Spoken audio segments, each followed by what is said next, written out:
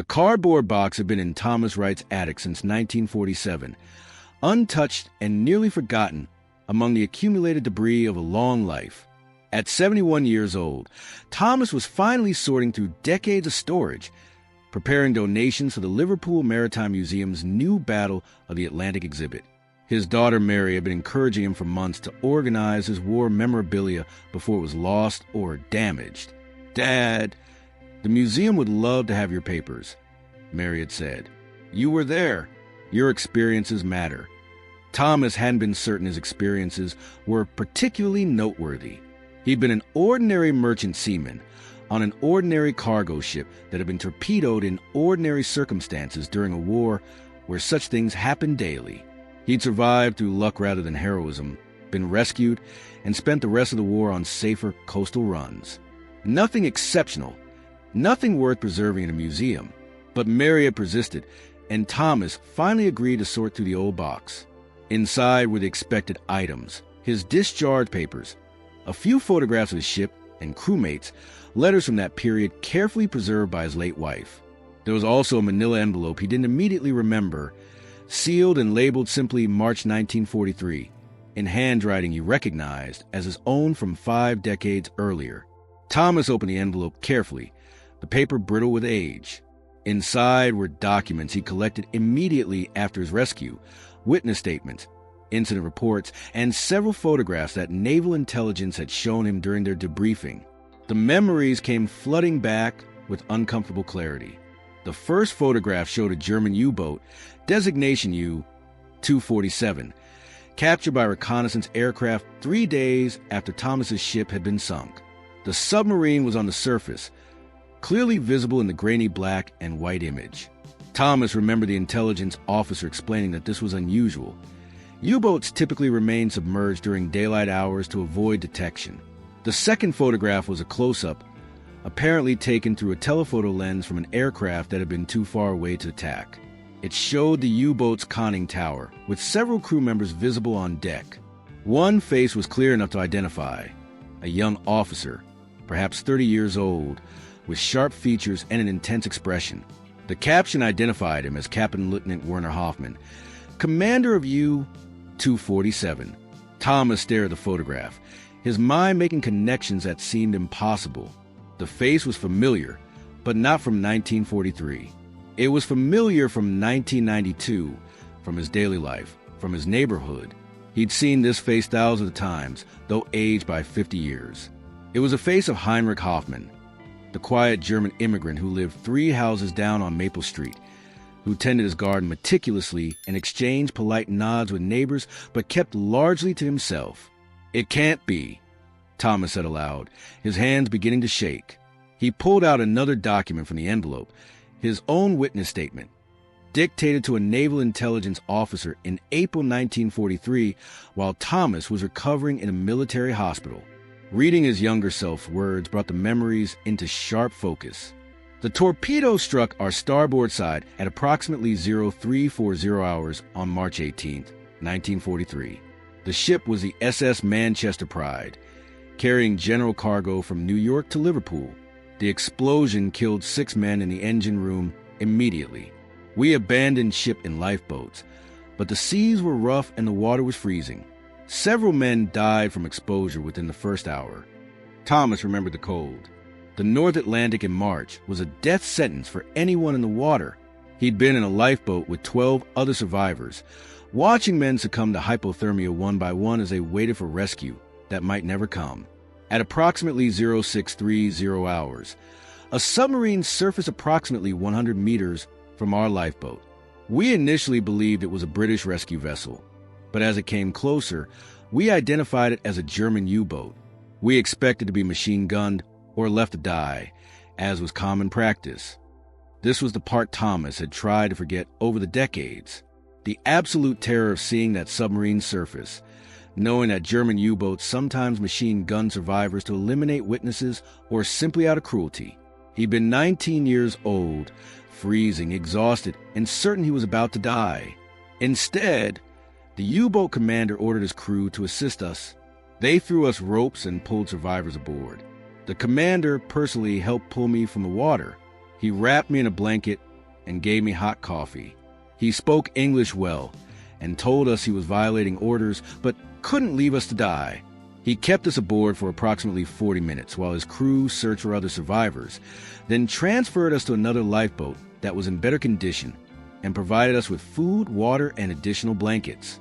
He gave us a bearing to the nearest shipping lane and wished us luck before submerging. Thomas set the document down, his mind reeling. Heinrich Hoffmann, Werner Hoffmann, the same person? After all these years of living 3 houses apart, never knowing their shared history? He looked at the photograph again, studying the young German officer's face and comparing it mentally to his elderly neighbor. The features matched, the distinctive strong jaw, the deep-set eyes, the way one eyebrow sat slightly higher than the other.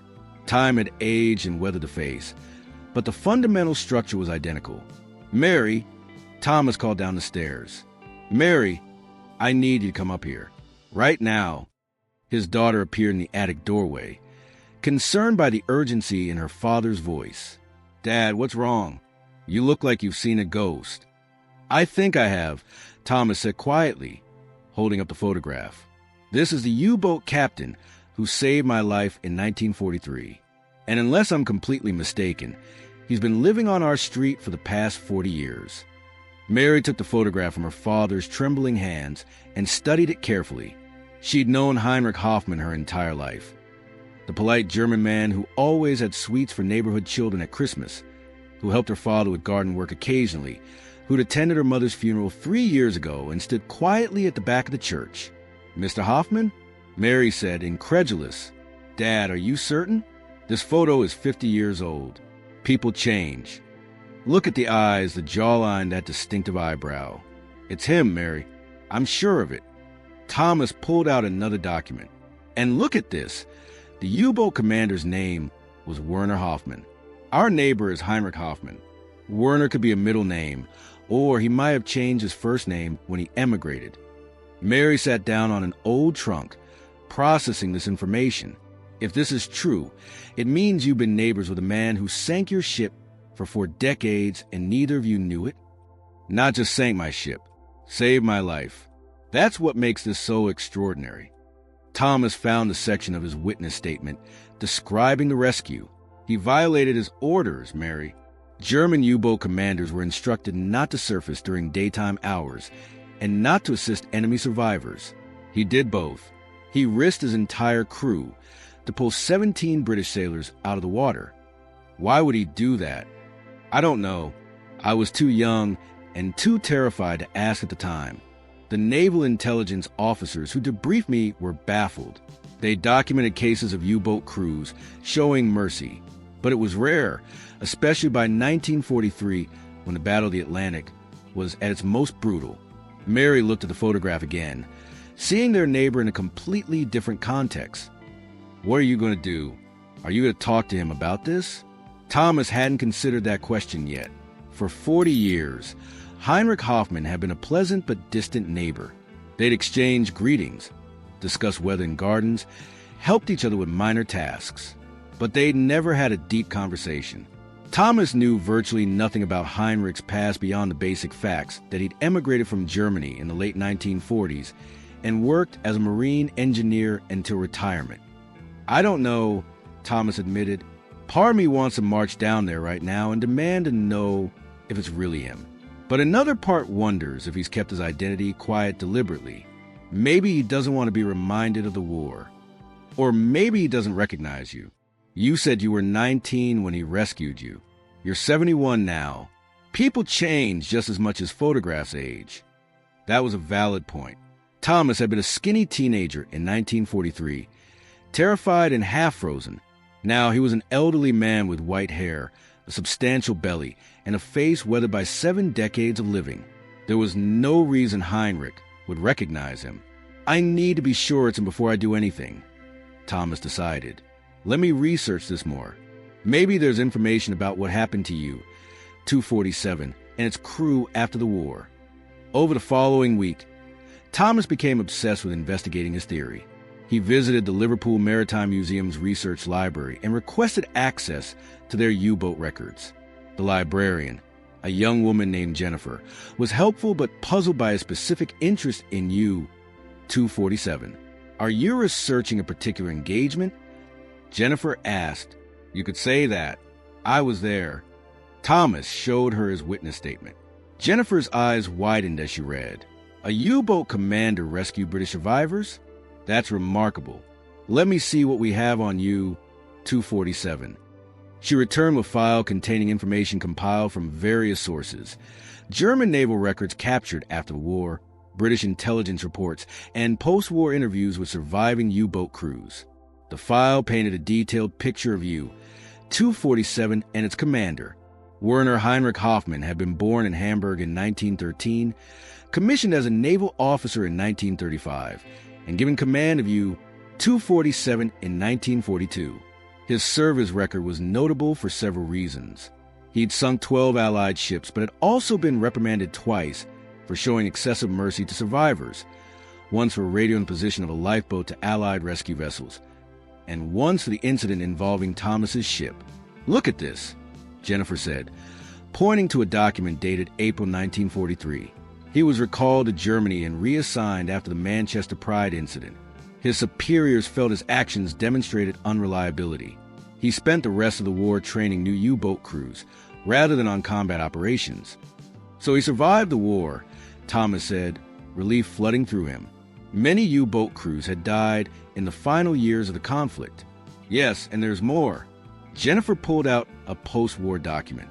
After Germany's surrender, he was held briefly as a prisoner of war, but released in 1946. Allied authorities noted that he'd shown unusual mercy toward enemy personnel and wasn't considered a war criminal. He emigrated to England in 1948. England? Not back to Germany? According to this, he told immigration authorities that Germany held too many painful memories. He wanted to start fresh somewhere else. He'd learned English during his naval training and felt he could build a life in Britain. Thomas sat back, absorbing this information. Heinrich Hoffmann had come to England in 1948, the same year Thomas had married and moved to Maple Street. They'd been neighbors since the beginning, connected by an event neither had known they shared. Is there any way to confirm this is the same person? Thomas asked. I have a photograph of my neighbor, but I don't want to make accusations if I'm wrong. Jennifer thought for a moment. Ship registries. If your neighbor worked as a marine engineer, he'd be registered with the Merchant Navy or similar organizations. We could check if Heinrich Hoffmann's registration shows previous German naval service. They spent another hour searching through records before finding what they needed. Heinrich Hoffmann, resident of Liverpool since 1949, registered marine engineer, previous service with the German Kriegsmarine as U-boat commander. The registration even listed his naval designation, U-247. It's him, Thomas said quietly. After all these years, living 3 houses apart, and neither of us knew. Jennifer looked at Thomas with concern. Mr. Wright, what will you do with this information? This man saved your life, but he also sank your ship and killed 6 of your crewmates. Those are complicated emotions to process. I know, Thomas replied, but I think I need to talk to him. I need to understand why he did what he did. And I think he deserves to know that one of the men he saved has been his neighbor all this time. That evening, Thomas sat in his living room, rehearsing what he might say to Heinrich. The words felt inadequate no matter how he arranged them. How do you approach someone after 50 years and say, we met during the war under extraordinary circumstances, and I've only just realized who you are? Mary came over for dinner and found her father staring at the old photograph. Have you decided what to do? I'm going to talk to him tomorrow. I'll bring the photograph and the documents. If I'm wrong and he's not Werner Hoffmann, then I'll apologize for confusion, and that will be the end of it. But if I'm right, then I need to know why he saved us. What if he doesn't want to discuss it? Then I'll respect that, but I have to try, Mary. This has been haunting me all week. The idea that the man who saved my life has been living down the street for 40 years, and we've never had a real conversation. It seems wrong somehow, like we've missed something important. The next morning, Thomas woke early, his stomach churning with nervous anticipation. He'd barely slept, running through possible conversations in his mind. What if Heinrich was angry at being confronted about his past? What if the memories were too painful? What if Thomas's gratitude came across as accusation? He ate a light breakfast, showered, and dressed carefully. This felt like an occasion that demanded respect, though he wasn't sure why. Finally, at 10 o'clock, he gathered the photograph and documents, walked down Maple Street, and knocked on Heinrich Hoffman's door. Heinrich Hoffman answered the door, wearing gardening clothes, soil on his hands, and a look of mild surprise on his weathered face. At 79 years old, he was still active and vital, tending his garden with the same meticulous care he'd shown for decades. "Thomas, good morning," Heinrich said in his carefully precise English, still carrying traces of a German accent after 40 years in England. "Is something wrong? You look troubled." Thomas held the folder containing the documents, suddenly uncertain how to begin. "Heinrich, can we talk? I've discovered something that I think we need to discuss. It's about the war." The change in Heinrich's expression was subtle but unmistakable, a guardedness replacing the friendly openness, a tension in his shoulders that hadn't been there moments before. "The war was a long time ago. I prefer not to dwell on it. I understand, but this is important. Please, may I come in?"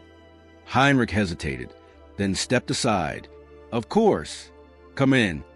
The interior of Heinrich's home was neat and orderly, decorated with maritime paintings and photographs of ships.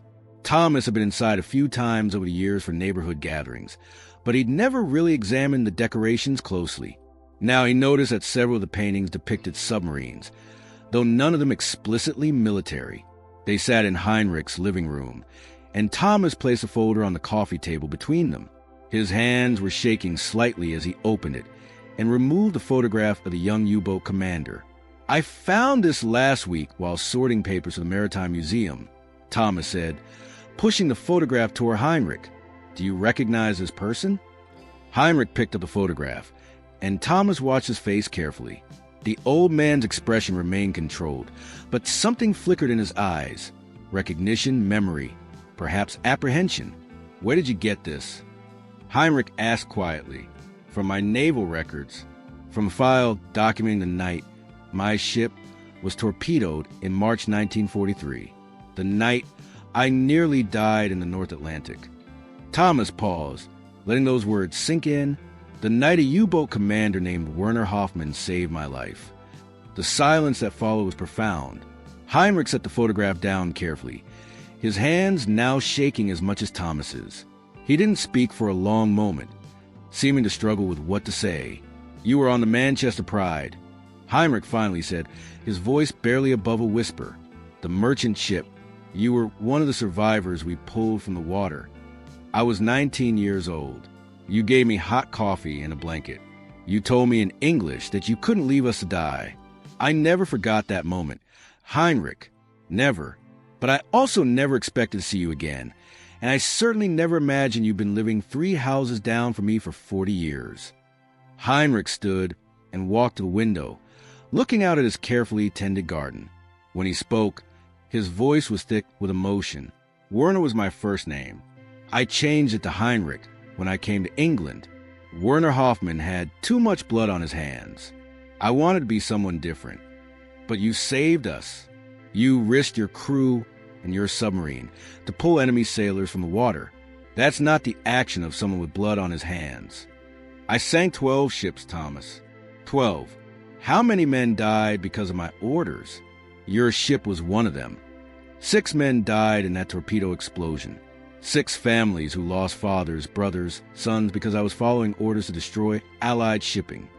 Heinrich turned from the window, and Thomas could see tears in the old man's eyes. Saving 17 men doesn't balance the equation. It doesn't erase what I did. Thomas felt his own eyes welling up. "Why did you do it? Why did you surface and save us when you could have just left us to die?" Heinrich returned to his chair and sat heavily. "Because I was tired of death. Because the war had become meaningless slaughter, and I couldn't add 17 more names to my conscience. Because when I looked through my periscope and saw your lifeboat, I saw boys who were no different from my own crew, frightened, cold, dying slowly. I couldn't justify it anymore. You were reprimanded for it. The records show you were reassigned, removed from combat operations. Yes, my superiors felt I become unreliable, too sympathetic to the enemy. They were probably right. I spent the rest of the war training new U-boat crews, teaching them how to kill efficiently, while secretly hoping they'd show the same mercy I had when the opportunity came. Heinrich picked up the photograph again, studying his younger self. I barely recognized this person. That angry young officer who believed in his cause and his country. The war destroyed those beliefs one torpedo at a time.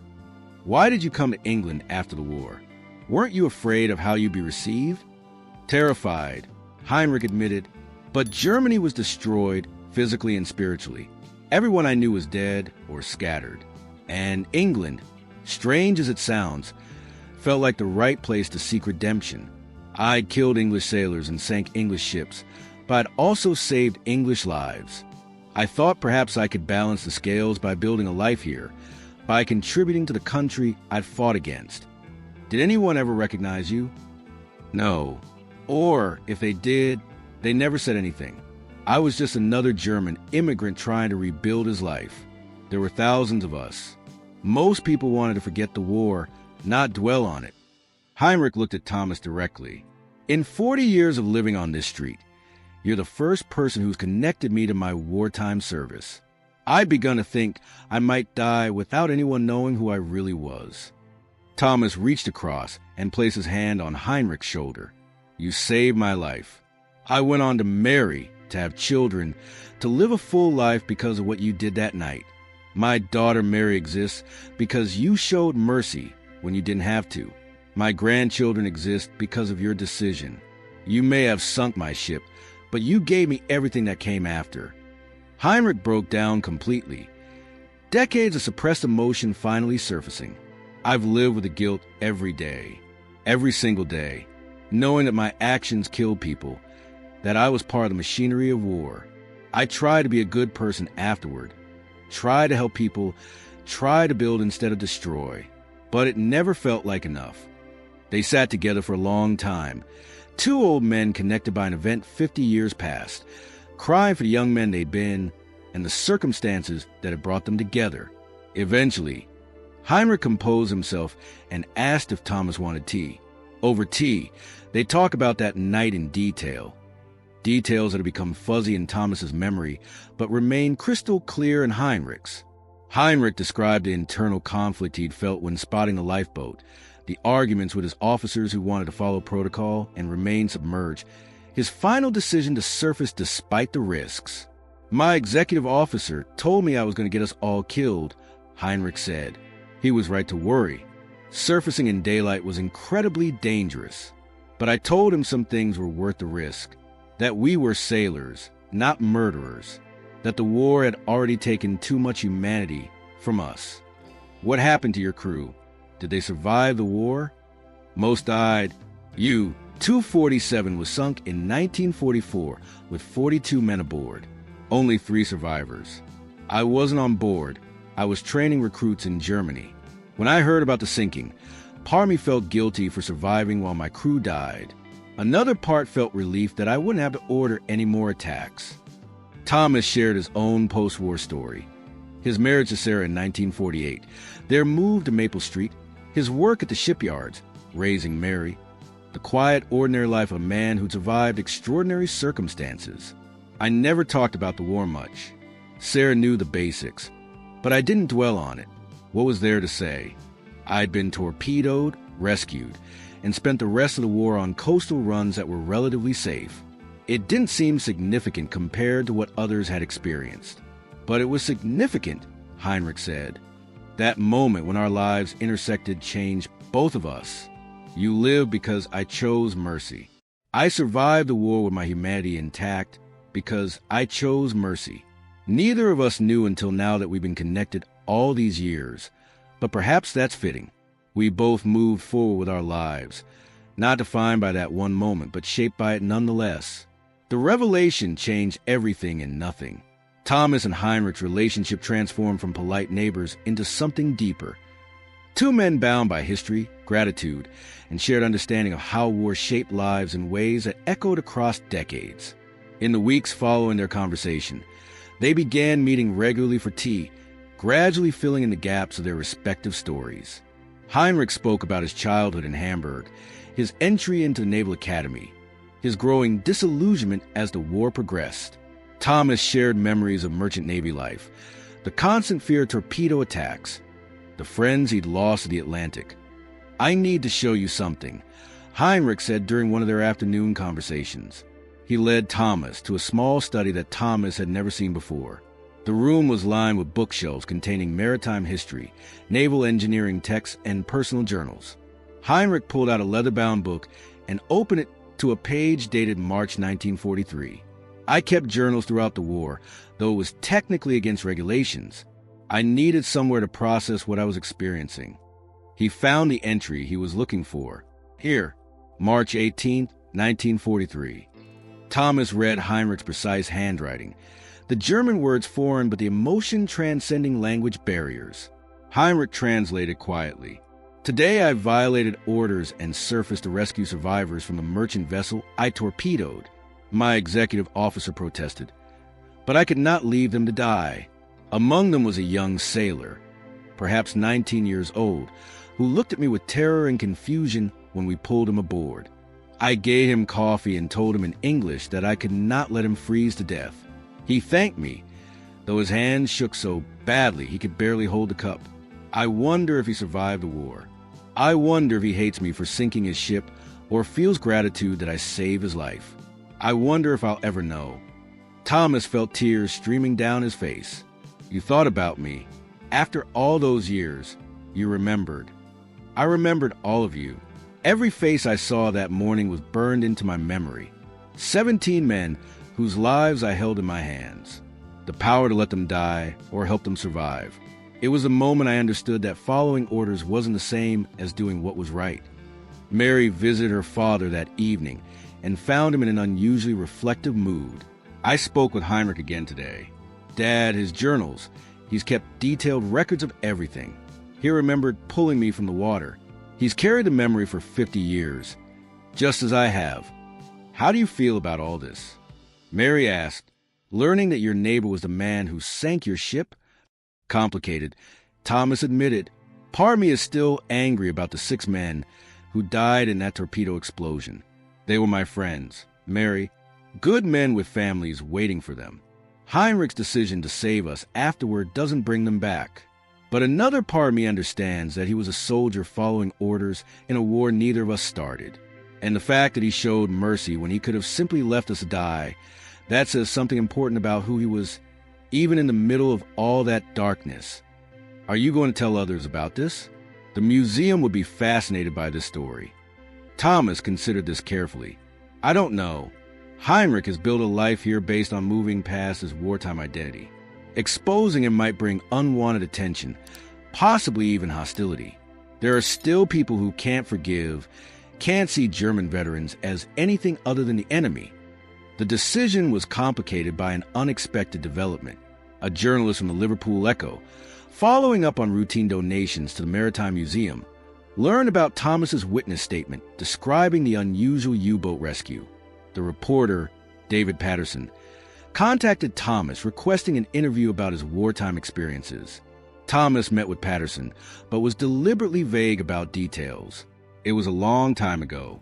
A U-boat sank our ship, but the commander showed mercy and helped us survive. That's all there is to it." "Do you know what happened to that U-boat commander?" Patterson asked. "It's an unusual story. German officers showing mercy toward enemy personnel.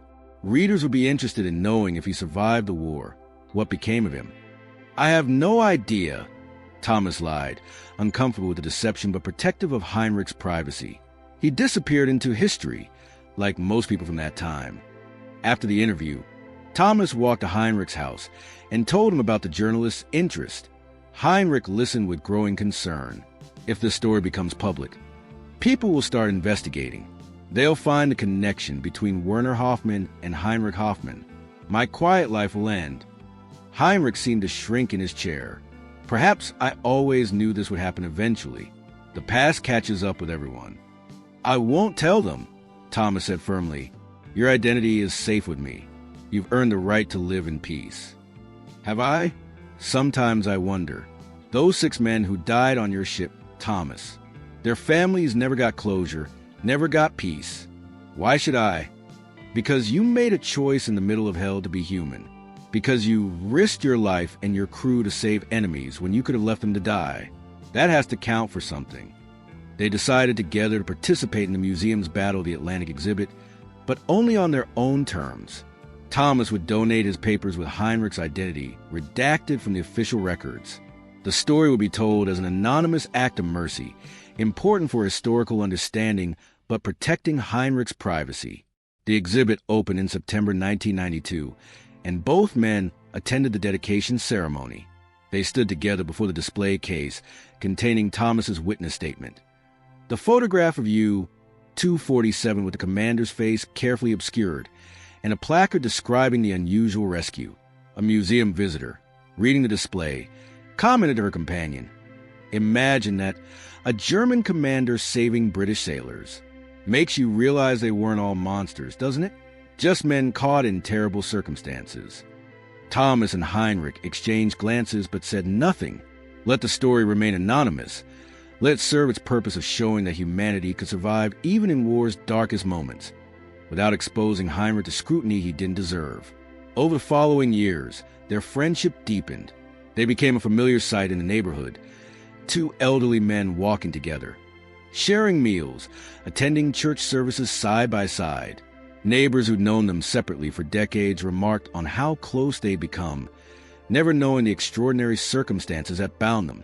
Heinrich's health began declining.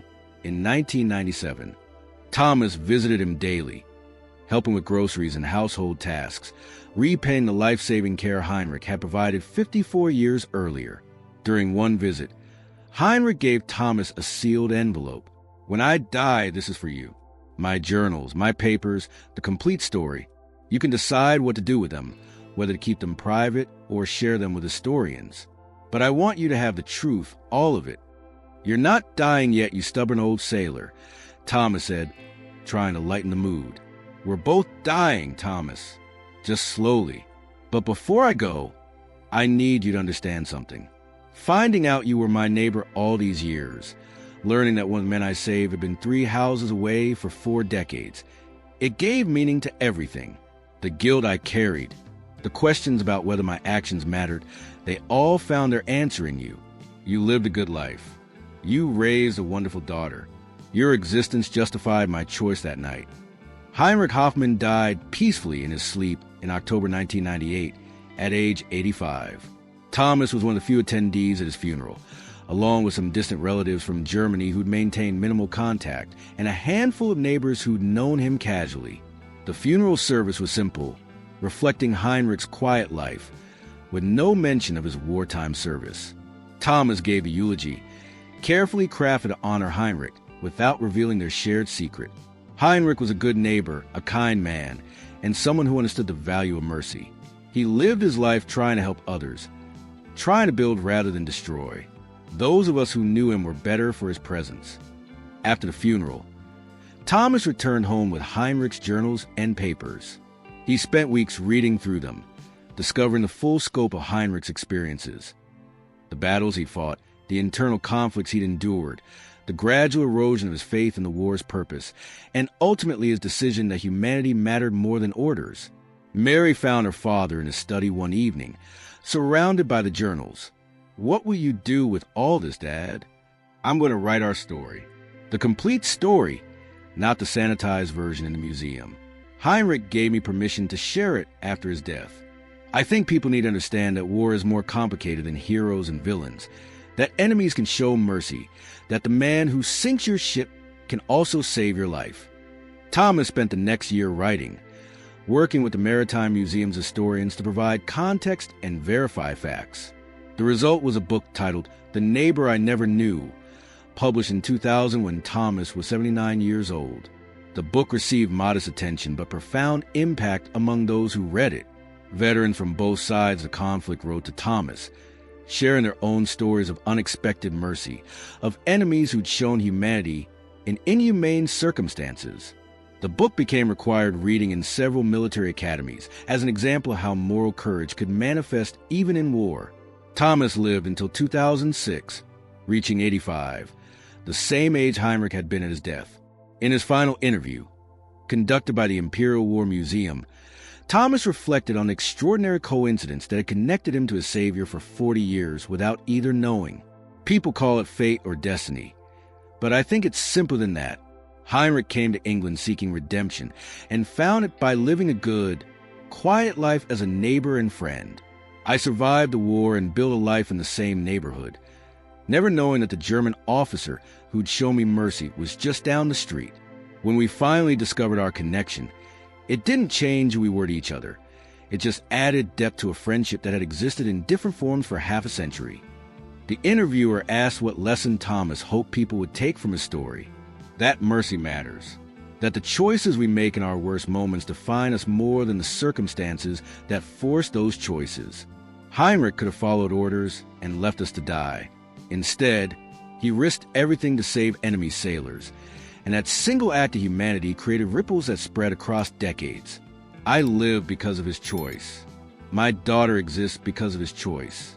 The life I built, the people I helped, the good I try to do, all of it flows from that moment when a German U-boat commander decided that humanity was more important than war. For those interested in exploring more stories about unexpected connections and how single acts of courage can echo across generations, examining these human moments within historical conflicts reveals the complex truth that war, despite its brutality, cannot entirely extinguish human compassion. Thomas Wright and Werner Heinrich Hoffmann's story stands as a testament to how mercy can transcend conflict, how enemies can become friends when they recognize their shared humanity, and how sometimes the most important relationships in our lives exist for years before we understand their true significance. Two neighbors, connected by a moment in the North Atlantic darkness, who lived side by side for 40 years before discovering that one had saved the other's life. A reminder that the threads connecting us are often invisible until circumstance reveals them, and that choosing compassion, even in war's darkest hours, creates legacies that outlast the conflicts themselves.